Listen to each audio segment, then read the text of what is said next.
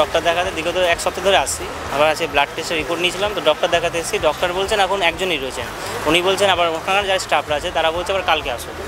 ঠিক আছে, এখন এই হ্যারাসমেন্ট আসার পর বলেছিল ব্লাড রিপোর্টটা নেওয়ার জন্য, যেহেতু নেওয়ার পর যেটা হয়েছে, হওয়ার পর আজকে দেখাতে গেছি, বলছে কালকে আসো।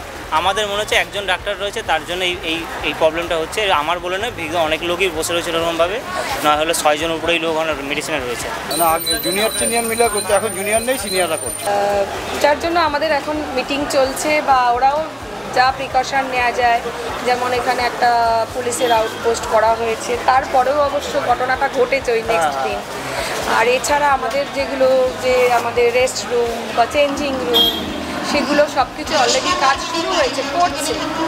আর একটা হচ্ছে সিসি ক্যামেরার জন্য বলা হয়েছে, সেগুলো যা ছিল তার থেকে যাতে আরও বেশি হয় সেগুলোর জন্য বলা হচ্ছে।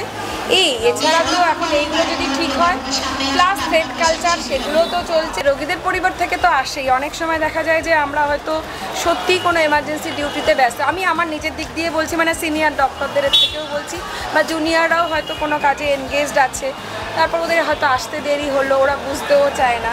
ইনফ্যাক্ট যখন আমি এই যে মাঝখানে ওরা কাজ করছিল, মানে ওরা স্ট্রাইকে ছিল আগের বাসটায়, সেই সময় এমন হয়েছে আমার হাতে স্টেথো, আমি একটা ডিপার্টমেন্ট থেকে আমার সামনেই ওখানে আসছি, সেখানে পেশেন্ট আছে, এমনভাবে আমাকে অ্যাপ্রোচ করছে, আপনি কি ডাক্তার? তা আমি তখন বললাম আমার হাতে স্টেথো আছে, আমার দেখে কি মনে হচ্ছে আপনার?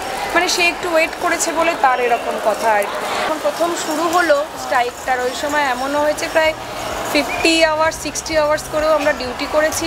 আমাদের যারা অ্যাসিস্ট্যান্ট অ্যাসোসিয়েট প্রফেসর তারাও ফ্লোরে ডিউটি করেছেন, আমাদের এইচওডি ম্যাডামও ডিউটি করেছেন, তারা ওপিডি ওটি সব সামলিয়েছেন, এবং আমাদের স্ট্রেসটা কিন্তু অনেকটাই বেড়ে গেছে। আমরা মানে কি বলবো, মানে অসুস্থ হয়েও করছি আমরা, আমাদের দিক দিয়েও খুব চাপটা নেওয়া মানে কঠিন হয়ে যাচ্ছে।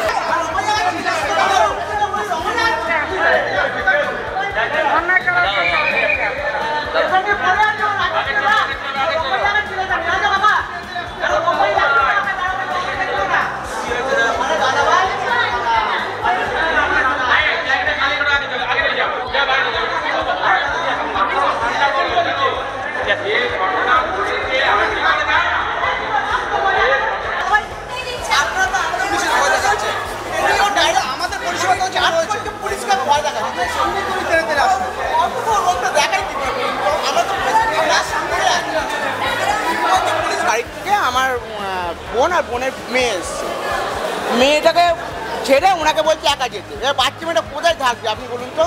এই নিয়ে বলার পরে ওই যে একটা সিকিউরিটি আছেন, উনি মানে তোলপা শুরু করে দিল, তারপরে ডাইরেক্ট বলছে আমি পুলিশকে ডাকছি। উনি পুলিশকে ডেকে প্লাস আমার হাতাহাতি করার মানে সিমটম তৈরি করছে, ধাক্কাধাক্কি দেওয়ার জন্য। ধাক্কা দিতে আমার সাথে হয়েছে, আমার বোনটার সঙ্গে ধাক্কা দিতে হচ্ছে। আমার ওয়াইফ রয়েছেন ইয়েতে ওপরে, মানে ডেলিভারি কেস, ডেলিভারি।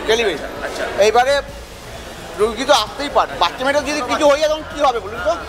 এই নিয়ে বলতে গেছে বলে সিকিউরিটি যেতে দিচ্ছে না, এইখানে এসে আটা সিকিউরিটি হাতাহাতি, মানে তর্কাতর্কি দিয়ে ডাইরেক্ট বলছে পুলিশকে জানাবো। এটা ডিসিপ্লিন করুন, আমরা বলছি না করবেন না, কিন্তু এরকমভাবে ডিসিপ্লিন করুন না যে অত্যাধিক বাড়াবাড়ি হয়ে যায়। বলবো আমার মাথায় ঢুকছে না, এরকমভাবে সব সময় যেন আমি বলে না, প্রত্যেকটা পেশেন্ট পার্টির একই সমস্যা হচ্ছে, কাউকে নেই, অনলি একজনকে অ্যালাউ করছে, তার পিছনে বাচ্চা থাকলে বাচ্চারা যাবে, ওইটা নিয়ে এত। কিন্তু বাচ্চাকে কি করে, বাচ্চা কি আর একজন, আমার কাছে কথা হচ্ছে ওইটাই যে বাচ্চা তারা কোথায় থাকবে, বাচ্চা যদি কিছু হয়ে যায় ওনার সিকিউরিটি নেবে। এমনকি ওপর থেকে ফোন করছে যখন যে তোমাকে ডাকছে, ডাক্তার কথা বলবে, এখানে বলছি এখানে উঠতে যেতে দিচ্ছে না, যতক্ষণ না অ্যালাউন্স করছে। সবসময় যারা অ্যালাউন্স করতে পারে না, কোনো মতে যেতে দিচ্ছে না আমাদেরকে। আমরা এখানে পড়ে রয়েছি, পেশেন্ট যদি মরেও গিয়ে আমরা জানতে পারবো না। ওনাদেরকে আমি রিকোয়েস্ট করে বললাম যে বাচ্চাটা কোনো দিন বাইরে বেরোয় না, তো ওকে নিয়ে আমি ঢুকিয়ে উপরে দিয়ে আমি চলে আসছি নিচে নেমে, নাহলে আমি একটুখানি 5 মিনিটের জন্য বাচ্চাটাকে নিয়ে দেখা করিয়ে দিই, ওর মাসের বাচ্চাটা হয়েছে তো তার জন্য। ঢুকতে দেবে না তো ঢুকতে দেবে না, আমি কন্টিনিউ 3-4 দিন ধরে দেখলাম 2 জন 3 জন 4 জন করে ঢুকছে, আর আমার বাচ্চাটাকে ঢুকতে দিচ্ছেই। সুগার ফল্ট হয়েছে, এই তো চোখের সামনে দেখতে পাচ্ছেন অবস্থা। এই সকাল থেকে ঘুরে ঘুরে ঘুরে ঘুরে অনেক হয়ে কিছুই হচ্ছে না, খালি ওই দেখলো চলে যাচ্ছে, অসুস্থ হয়ে যাচ্ছে, মানুষের খুব অবস্থা খারাপ হয়ে যাচ্ছে।